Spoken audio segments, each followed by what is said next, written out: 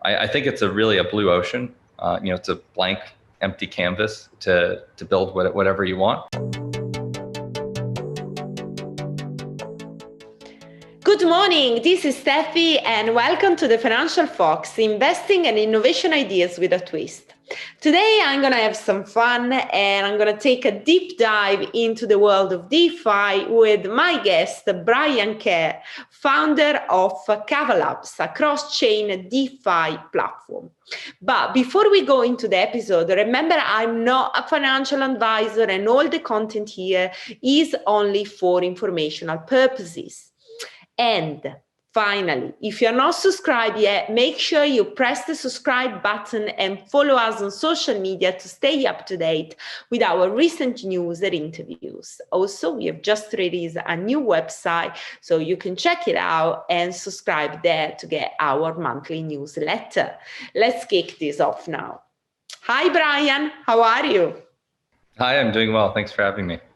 Yeah, that's great. Really excited. So we are going to talk about DeFi today, like a very deep dive, and you can break down your project, Kava Labs, and then maybe give some thought about how the ecosystem. Oh, we say the ecosystem. There are many, maybe more how the industry is evolving. That is better. But maybe to start with, would you like to give some information about your background? How did you got involved in DeFi and in crypto, and then how you finally founded Kava? Yeah, sure. So, hi, my name is Brian. I'm the CEO and co-founder of Kava Labs.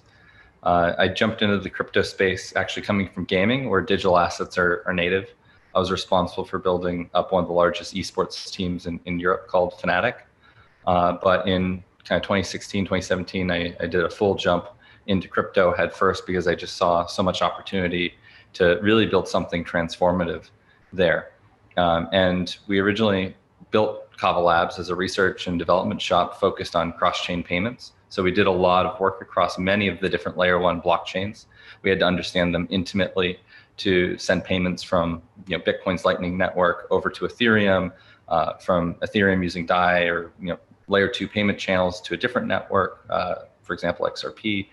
We built a lot of that in the early days when it was really leading edge and sort of avant-garde technology that wasn't fully fleshed out. My team did a lot of the bleeding edge development there. But what we learned in doing that was, well, one, that cross-chain is quite hard and there's a lot of nuances depending on what type of layer ones are involved. And we also learned that crypto payments were growing a lot slower than we thought. So in 2019, we made a pretty strong pivot and we actually launched our own blockchain project, which is the DeFi platform Kava today, which is not focused on payments. It's rather focused on providing decentralized financial services for crypto apps and crypto users, such as loans, high interest accounts. In the future, it's going to be things like trading and market making and all sorts of other really nice applications that can be paired together to create a really robust suite of financial services. And how I like to think about what we're doing here at Kava is if you go to a retail bank today, you get a savings account, a checking account, but then you also get a bunch of financial services that are plugged in on the back end by the bank, such as mortgages, credit, you get money markets, you get other interest-bearing accounts. So similarly here, users all around the world now have access to these crypto assets, and adoption is just rising in every jurisdiction that you look at, whether it's for Bitcoin or Ethereum or other assets. But what's conspicuously lacking is the ability to put that capital to work and get utility out of it. So what we're building at Kava is a portfolio of financial services for crypto users that can be plugged seamlessly in. First accessed by any user anywhere in the world if they want, but it can also be plugged seamlessly into any application where users hold crypto. And that's why where we focus today is both on the technical users who want to self-serve these services to themselves that are more of the technical crypto user. But we have a really strong emphasis on making our products readily available through financial institutions and sort of the leading exchanges, because most people are not technical, but they still have very strong need for these services, especially as more and more people are adopting Bitcoin and other cryptocurrencies around the world. So before, this is a great introduction and presentation of Kava, but before we speak a little bit more in details about, your focus on institution, I would like you to break down on the services that you offer at Kava. So we started off as a single application blockchain, and in a lot of ways, it was sort of like Amazon started with just books. You got to start somewhere, but the grander vision is to go much deeper and wider. So with Kava, we started off with a single application blockchain. We knew that we had to design it from the ground up for a number of reasons. As I mentioned, we worked across a number of layer one blockchains. We knew that there were fundamental trade-offs, security issues, and all sorts of things that we were going to run into in the long term. If we built on sort of the existing platforms. So we use a Cosmos SDK, but it was to design our own layer one blockchain from the ground up that could be specially tuned just for the financial services. And how we thought about it was, where Ethereum's a great place for ideation and getting MVP products out, it's actually really bad for in production, large scale DeFi applications and services for the long run. And that's because of block finality. It's because of the scaling issues. It's because, there's gas constraints and, conflicts of interest with oracles. There's all sorts of things that come into play. And it gets even more complicated once you have cross-chain infrastructure weaved into that. So we knew we had to design this platform from the ground up. We spent millions of dollars and, many months of our time to build things like the cross-chain bridges, build up a very robust decentralized validator set or node operators that were going to govern the network. We built CDPs and auction modules.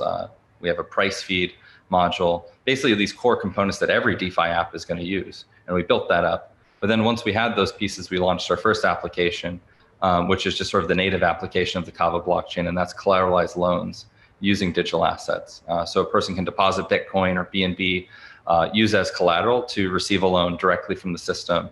And the loan is issued in its native stablecoin USDX.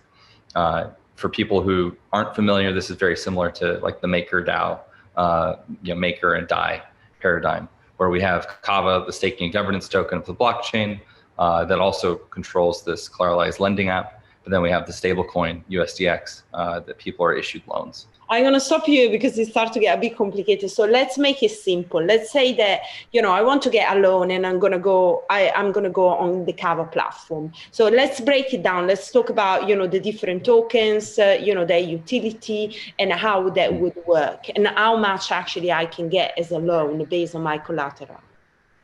Oh, so it depends on what asset you have as collateral, because some assets make much better collateral than others. Some tokens go up and down a lot. But just as a base example, you need to have 150% collateralization ratio for Bitcoin to receive a stablecoin loan. So for every $150 you have in Bitcoin, you can get a $100 loan using that as collateral. And what a lot of people do with that is they use that $100 loan to then buy more Bitcoin. So then they have a levered position in Bitcoin. Or they use it because they don't want to sell their underlying Bitcoin. Instead, they want to make some average daily payment or transaction for some reason. To pay for expenses, whatever it might be. But then as Bitcoin goes up, because they didn't sell, they get to capture that upside. And then when they repay the loan, they actually are out ahead quite a bit. Okay, so let's say I've got some Bitcoin and I'm just going to come on your platform. Let's say I've got 2 Bitcoin. Okay. And I want to take a loan. Walk me through the process of that and what, the benefit, advantages to come on your platform and take a loan. Yeah, so you would take your Bitcoin, you'd have it on Trust Wallet or a ledger, wherever you're custodying it. You would connect that to the Kava app today. That's just at kava.io. Connect your wallet, deposit Bitcoin. You would lock it in a CDP. It's effectively escrow. And then you specify how much of a loan you want. And you can get anywhere from $0 all the way up to 100, whatever the debt to collateral ratio is. So if you had 2 Bitcoin. One Bitcoin. Yeah, so if you have, we'll go with 2 Bitcoin and let's say that's roughly $100,000. If you have $100,000, then you can get about $66,000 in a loan. And you can just ask the system or the app for that loan, and then it appears in your Trust Wallet account or your ledger instantly. Okay, and then I'm gonna get some rewards, obviously, because that's. Oh yeah, so anyone who uses the platform, each application on Kava gives its users governance tokens, because it's all about empowering the people who use the platform to decide where the platform goes in the long run. So anybody who's depositing Bitcoin, receiving a loan, actually using it, they receive Kava tokens as rewards over time. Okay, what's about USDX? So that's the stable coin that people receive when they get their loans. It's basically an algorithmically managed stable coin that's always over 100% backed by digital assets, but it's completely managed by the Kava blockchain. And listen, why you decided to go with USDX and not give back Kava? So why do you have basically two tokens within your ecosystem? So we actually have a lot of tokens, but for the collateralized lending app, you have to have one token that's responsible for governance and for fees and to effectively manage the platform. But then you also need to, the purpose of that application is to give people a stable coin that stays in the value that it's supposed to be, which is pegged to the US dollar at $1. Okay, that does make sense. And the only thing I'll emphasize with why not use USDT or USDC? Yeah. A lot of people are fine with those options, but at the same time, USDC and USDT are still centralized entities. What the benefit of something like USDX is it's completely decentrally issued and managed. So there's no chance of kind of censoring by regulators or governments. It's never going to be shut down. No accounts are ever going to get blacklisted. And there's you don't need to worry about even funds in a bank, which in USDC or Paxos or USDT's case, they have to keep their funds in a trust.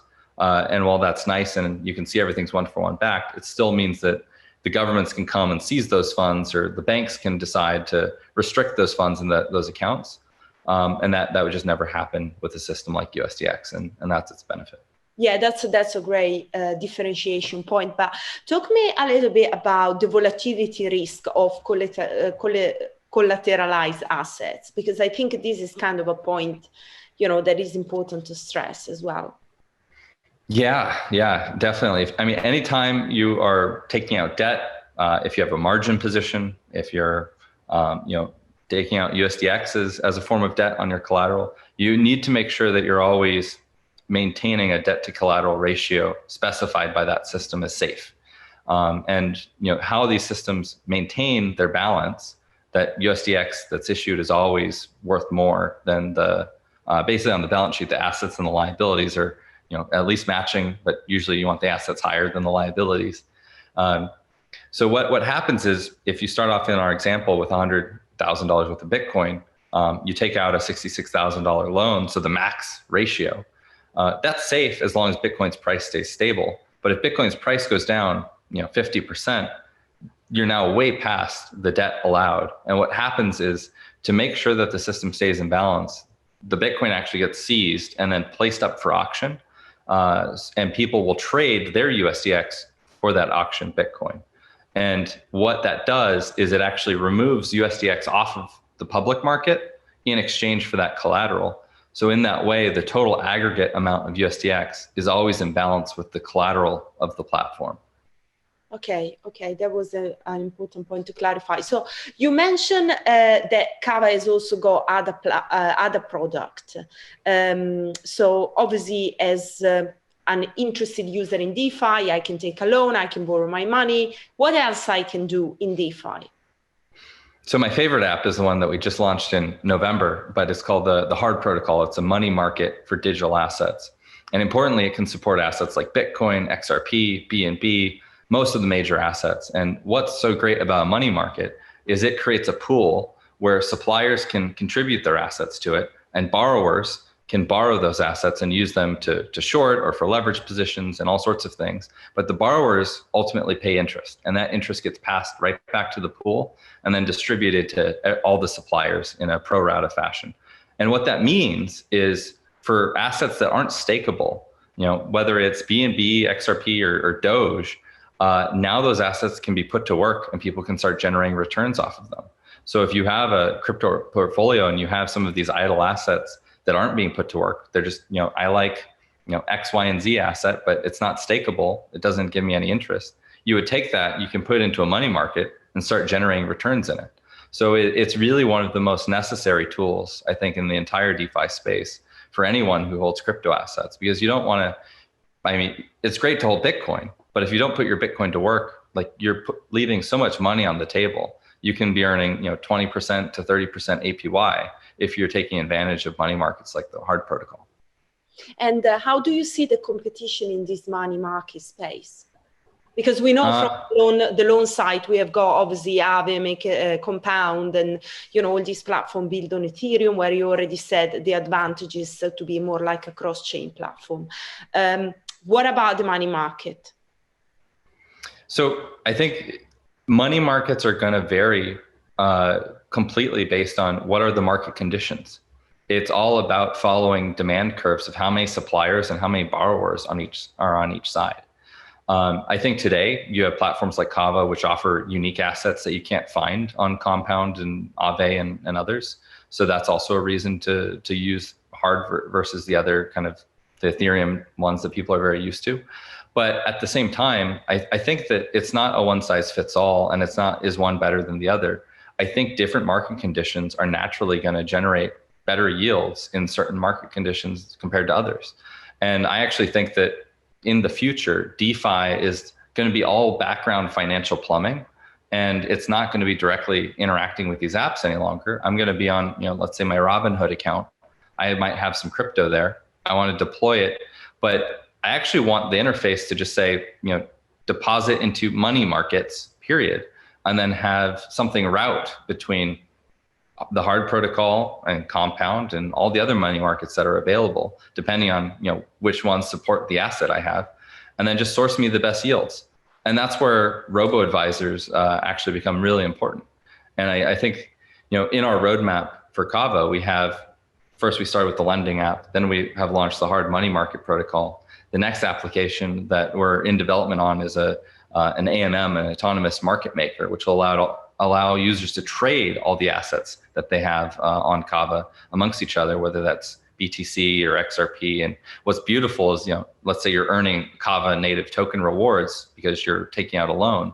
You can actually set in the AMM that you can trade that Kava for BTC. So you might have BTC as collateral, you're earning rewards, but then you'll just swap the Kava tokens for BTC at the end of the day, and then you're actually earning native BTC interest rates. And I think that's where a product like an AMM becomes really powerful. And then the RoboAdvisor is actually our fourth product that we're launching, and that will just make it so easy for any user to just, there's many different places then where you can earn rewards. The RoboAdvisor is just going to be able to figure out, based on market conditions, where should it deploy your capital to generate you the best returns. And listen, this RoboAdvisor is kind of really interesting. Have you built it thinking specifically a financial institution, or was a product that was thought for the retail investors?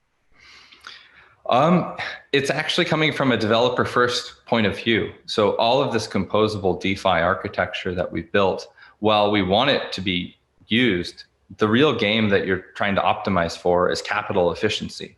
Is capital being deployed in the right places? Are the markets being made effectively so there's not a lot of slippage? Because what actually that means at the end of the day is that users who are using these products are getting the best prices. They're getting the best yields. And if you have that capital, kind of the efficiencies of capital at play, users ultimately win. So when we think about the RoboAdvisor, it's actually, while we might be enabling the users to deploy their capital to generate the best returns, it's actually, we think of it, the system holistically. We want capital to go where it's going to be most efficiently used, because that's going to make all the applications that it touches run better. It's also going to make the users much happier. So we think about it from a user point of view, financial institution point of view, but really it's for the system and making sure that there's appropriate lubrication and everything that's working. Because being efficient in capital is actually the place where DeFi really thrives over traditional financial markets. So it's important to make sure that you don't sacrifice anything there. But that's true. But there is also this element of volatility that makes me thinking, right, you're with a RoboAdvisor, this volatility matters. Well, the volatility also is what makes the RoboAdvisor great, because it can say, oh, well, actually returns over here because it's paid, let's say in comp token, are no longer good. The RoboAdvisor can say, actually, it's better to take those assets and put in a money market over here, because those rewards aren't in a volatile state right now. So there's a number of different strategies that you can apply to the robo-advisors, which is what makes them really interesting. Users are pretty familiar with like an application like Wealthfront today, where you sign up and it says, what's your risk profile? Do you like to have pretty safe investments? Do you like to have rocky investments that could have a bit more upside? And similar here with the robo-advisor, when you set it up, you can choose what strategy you want to follow. And one could be very adaptable to a highly volatile market. One might be much more long-term because short-term volatility doesn't matter. It really just depends. But I think either way, using sort of smart automation to source yields and to allocate capital is where the industry is heading, and it's going to be really powerful, as time goes on. Completely agree. I think that's a brilliant product. How you're building up from a strategy point of view, from a data point of view, this RoboAdvisor? Well, to be honest, it's very early days in the scoping of the RoboAdvisor. We're fully heads down building out the AMM project right now. We have a really aggressive roadmap with the Kava platform. Most teams take on one project. We've already launched the Kava platform. We've launched the hard protocol, and now we're launching, developing and soon to be launching the third. So I think we have our hands full, and we try to do one thing at a time. So if you spread yourself too thin, you end up accomplishing nothing. But from a strategy perspective, it's just the natural piece. It's the natural building block to add to the other three components that we started with. And then there's, subsequent things following the RoboAdvisor that, I don't want to get too far off into la la land, because then we're talking about, 2 years from now. But I think that there's so many different pieces of financial software that are composable that when you put them together are synergistic. It's not 1 + 1 = 2, it's 1 + 1 = 10.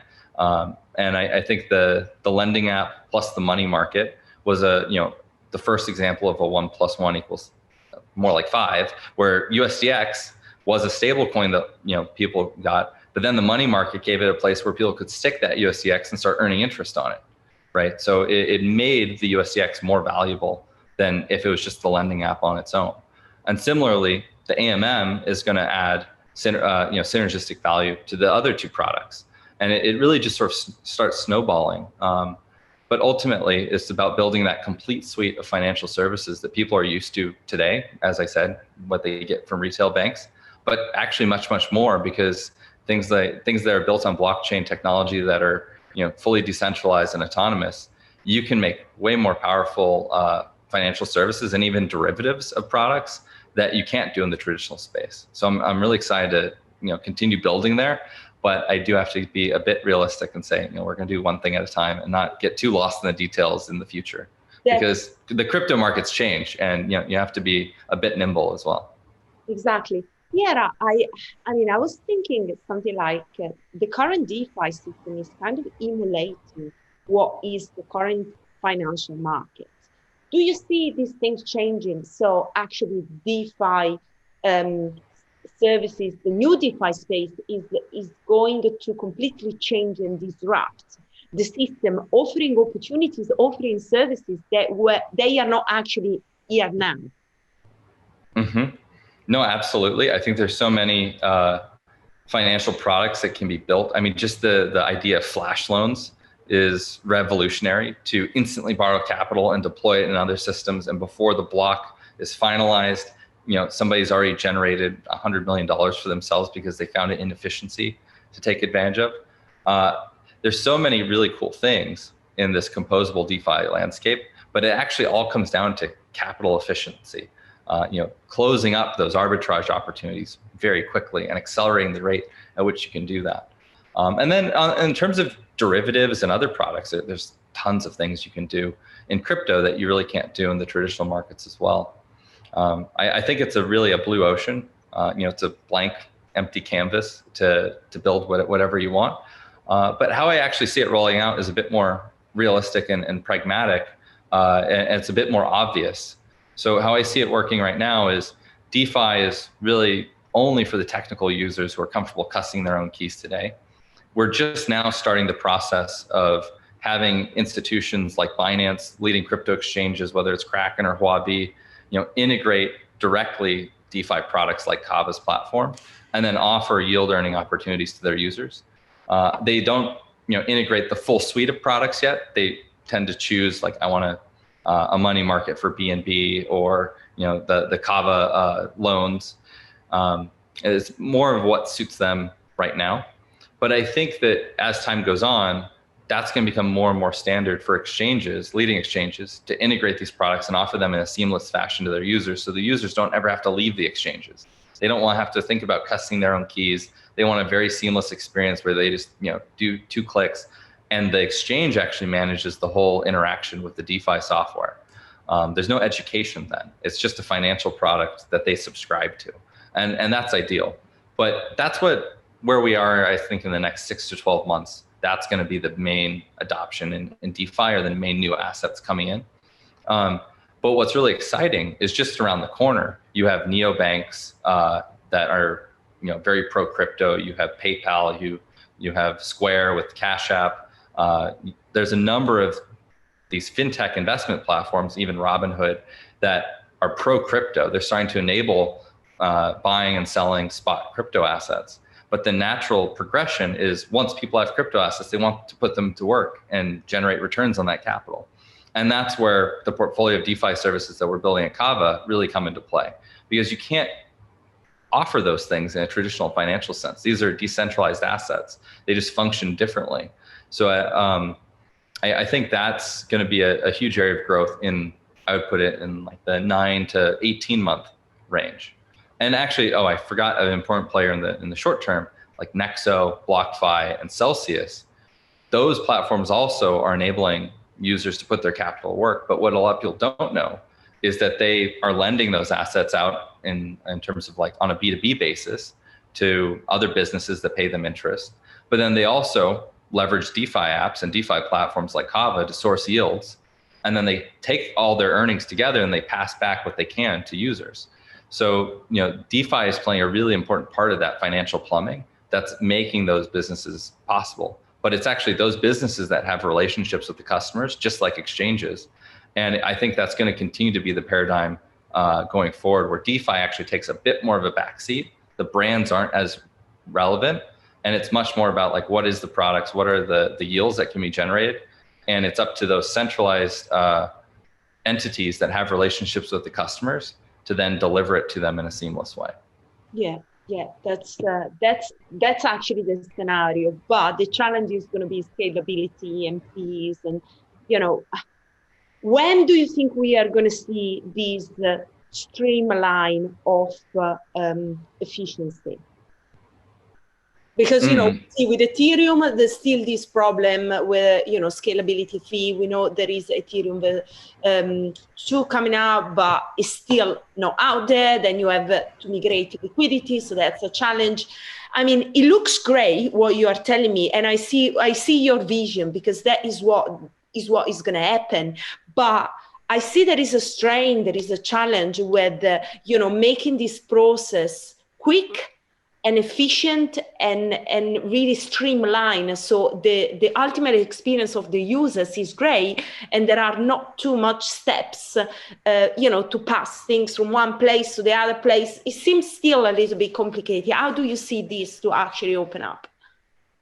Well, I mean, we already have integrations of our products on Binance and Ascendex and Huobi today, where users can access yield to put their Bitcoin to work and start generating yields in effectively 2 clicks. And that's just sort of transformative. If a user does it themselves and actually interacts with our platform, it takes multiple steps, because it's a cross-chain transaction. They have to sort of think about the risks and what they're doing.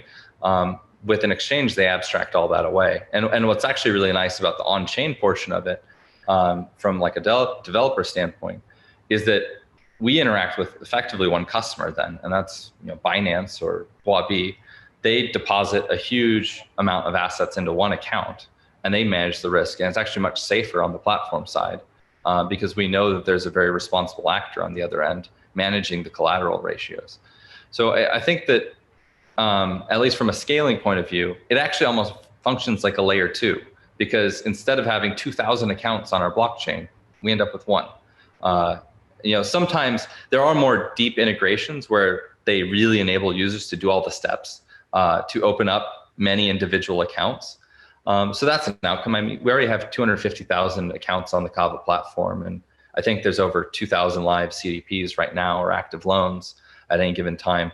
So I think scaling does become an issue, but we're very, very far away from that. And partly that's because we chose the Cosmos SDK. It has very high throughput. It has fast finality. We don't need to worry about block times or probabilistic finality. And then we actually, with the Cosmos SDK and kind of its current evolutions, the encoding of it is just getting better and better. So the amount of transactions that can be processed in a single block and the amount of compute required is actually, it's scaling really, really nicely. So I don't see us having a need to go to like a layer two or anything like that anytime soon. With that said, scaling is always something that becomes a bottleneck at some point in time. I too am super bearish about Ethereum scaling. ETH2 is great. I just think it's 3-4 years away to actually being usable in kind of the normal DeFi sense that we're used to today. And it's a big reason why platforms like Binance Smart Chain have taken off, because they're just offering lower fee alternatives, but the same user experience. And I think that's actually great for the ecosystem. I think DeFi should be about opening up access to anyone, anywhere in the world. And if fees are $80 just to deposit $10 of capital, it's prohibitive for anybody in an emerging market where actually DeFi is super valuable.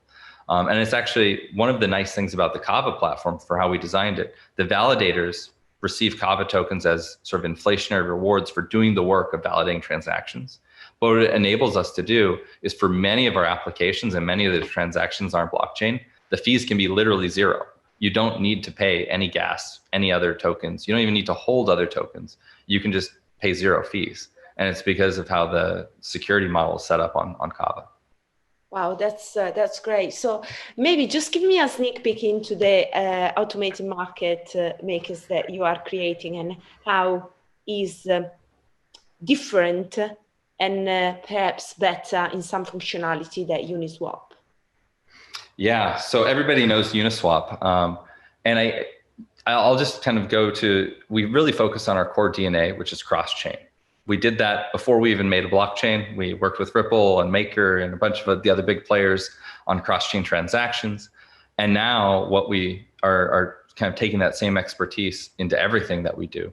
So while we're building this AMM on the Kava platform today, its sort of V1 form is going to be able to swap between all the assets that are already on Kava. So if a user has moved BTC or XRP or Kava or hard tokens or BUSD, whatever it might be, the AMM will support markets for all of that in V1. But the actual vision for this AMM is to be a liquidity hub through cross-chain tech like IBC, which is going to expand this AMM's reach to all of the blockchains in the Cosmos ecosystem, whether it's Terra or Atom or the other 100+ projects that live there. This AMM will be able to serve assets like those. But then how we actually see this playing out is through the bridges that the AMM is actually going to function more like a liquidity router in the long term. So as I mentioned, it's really about capital efficiencies at the end of the day. And where Kava provides is a hub for DeFi apps and services, this AMM is going to be a hub for liquidity. So there's going to be a number of different apps and services, both on Kava and off of Kava and other ecosystems like Binance Smart Chain and Ethereum, and they're going to have a need for liquidity. So this liquidity hub is going to connect through our cross-chain bridges and then route liquidity to wherever it needs to go, wherever it's going to find sort of the most efficient use. And that's really the long-term vision of this AMM. Making a market is much more than just allowing people to swap between assets. I think it's really enabling applications and other DeFi apps and services to just have the liquidity that they need to function and be safe and reliable and give their users a good experience. So you're basically thinking of Kava as a producer of a suite of services that are going to be plugged in by different that's where I can see the value of institution, because they can just take the services they need, deploy them, and then allow the user to have got the option to use it. And what I'm trying to look at, if we look forward, we look perhaps at the end customer that is not using an institution. Are you going to develop anything else, or how you're going to look after the kind of market? So in my last company, which we made gaming hardware, so gaming headsets, mice, and keyboards, anything in the retail hardware space, 90% of it, well, at least a few years ago, 90% of it had to go through distribution channels and then to retailers, and then users could buy it. So if it was in Germany, we had to get our products in Media Mart. If it was in the US, we had to go into the Best Buy retail shops. And what was really interesting over the past few years, especially with the advent of e-commerce and Shopify, the online store component for brands like mine became a larger and larger portion of sales. It started off as 10%, but then it started growing to 20% and more. And then other brands followed. And I actually think of DeFi very much as the same way, where we're building this suite of portfolio, financial services that are going to be wrapped in one API, and it can be integrated to a bunch of different crypto apps. Those apps are kind of like our distributors to users all over the world. There's still going to be this kind of core demographic or super loyal demographic, and in this case, a more technical demographic. And I think it's about 10% of all people who have crypto assets today. They're going to want to use an application. They're not going to want to use, some centralized service. They want it decentralized to the core. They know that they're going to have more control. They're more like a power user. They might care about the censorship resistant nature of it or the anonymity. So we will always provide our own app as an interface that's an option. We have that today. We'll always have that going forward. It's fully open source and available, so people can look under the hood and see what's going on there. But I do think that the main battleground for DeFi is still going to be on those centralized applications where the majority of users live. But I think as a brand, it's very important to appeal to the technical 10% as well, because they are a really important demographic. They're also early adopters. So they kind of like lead the charge and signal to everyone else that something is good and should be used. Yeah, that's great. Listen, are you going to think about a DeFi for NFTs as well? Or you are going to integrate NFT as something? I think NFTs are very exciting. I think that for Kava, it's quite far away for integrating NFTs. But actually for most of DeFi, NFTs just aren't ready for prime time. And I think the core missing element, at least for me, is NFTs are completely about the price that the market is willing to pay for them. It could be way up to the moon. It could also crash way back down. The price for NFTs, very similar to Beanie Babies, right? Beanie Babies were very expensive, very in hot demand, or Furbies were very hot demand. But then when nobody wanted them, really nobody wants them. So in that way, they actually make really bad collateral. They don't have a liquid market like other cryptocurrencies. And what is required to make them good collateral in DeFi is if there was some type of system or some type of participant that would be the buyer of last resort. So instead of a lender of last resort, where you have in Maker or Kava to backstop the systems with the Maker tokens or the Kava tokens getting auctioned off, what we actually need is someone to show up in the NFT market and always buy them at some price. So guaranteed, no matter where the market moves, if they're guaranteed to buy a certain style of NFT at $10, you can rely on that $10 as collateral. And once that happens, then you can start using NFTs as collateral in DeFi. And then things get really, really interesting. That obviously is difficult that to be a collector in a way, otherwise there's some capacity that, but I think that's a point. If you can manage to find an entity that can be there and grab the NFTs, that perhaps could be a way to make them as a collateral. They have to have liquidity. And the problem with NFTs is by definition, the liquidity is quite bad. Yeah, and they are so different kind of sectors. You can have arts, you can have, different things. But perhaps we are going to get there. I think the market still have to evolve, and it's all good to see what is happening out there. Brian, thank you so much for coming on the show. It was great to chat. Thank you so much for having me. I had a lot of fun. Bye.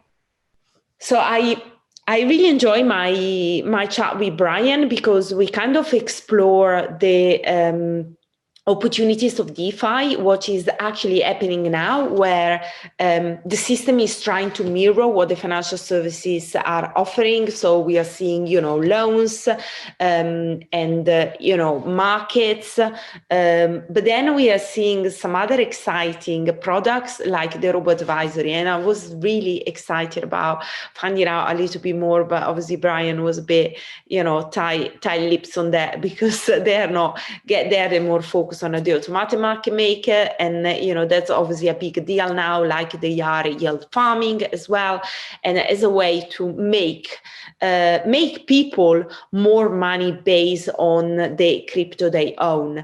There are challenges. Scalability is a challenge. User experience is still a challenge, because all these products, they are still very much technical and for technical people. So we need to kind of be able to get out there and also appeal in a simple way to everybody, in a way that demystify DeFi. But I'm very excited about the future of the whole industry, because we will get to a point where we are not going to only be offering similar services they are already out there, but we are going to offering something completely new, completely different, completely disruptive that current financial services are not offering. We already saw something with the fresh loan, which is something completely new, but I'm sure that we are going to see some really exciting stuff coming out of DeFi. And I just thought that Kava is a really great project, particularly because, they are trying to do something different. We understood that they are not leveraging and relying only on the Ethereum ecosystem, like for instance, Aave, Compound, MakerDAO they are already doing, but they are actually a cross-chain DeFi platform built on Cosmos that offer this kind of modularity, which is really good and can make interoperability really efficient. So for me, interoperability is a big deal for DeFi, and I think any kind of project that stress on that aspect is gonna have a good run. So I just like project they are thinking in an innovative way. They're trying to be different. They are trying to do something that is not out there yet, because this is the only way that the system is evolving. Just a project, they're going to say, right, let's do these things. It's new, it's going to be done in another way, but we are trying to solve a problem that is now currently existent in DeFi. That can be scalability, can be fee, can be user experience. So I think, any project should actually strive for innovation, because we are going to see some great stuff coming out of that. So I really enjoyed the interview. I hope you did as well. And I will going to see you next time.